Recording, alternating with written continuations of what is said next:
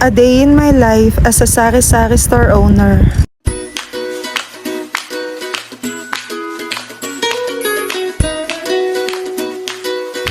Today is Sunday, June 23, 2024 at kami ngayon ay a-attend ng service church sa JCOG or Jesus Christ the Awesome God Church, which is located sa Santa Rosa, Bayan.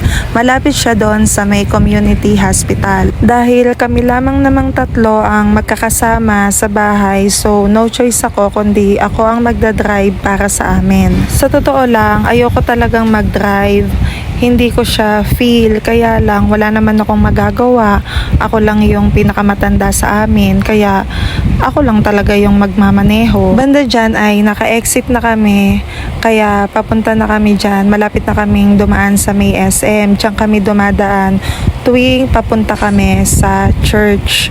Ang labas namin ay sa may SM. Gustong-gusto ko na ngang lumaki yung anak ko. Gustong-gusto ko na mag 16 years old yung anak ko para siya na yung mag-drive para sa amin.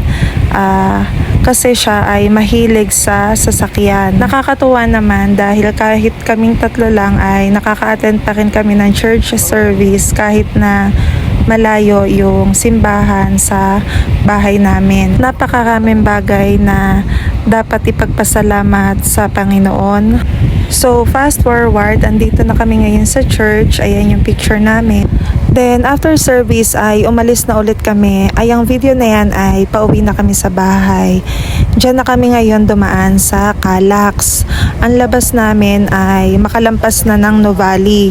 Malapit dun sa itinatay yung bagong SM. Usapan naming mag-iina ay magmamakdo kami dito sa bagong bukas na McDo sa may tapat ng AUP. Kaso ay hindi namin naalala, nakalagpas na kami doon sa entrance. So ang tendency, umorder na lang kami online at ayan nga, kakain na kami plus magtitinda na kami. Bye muna!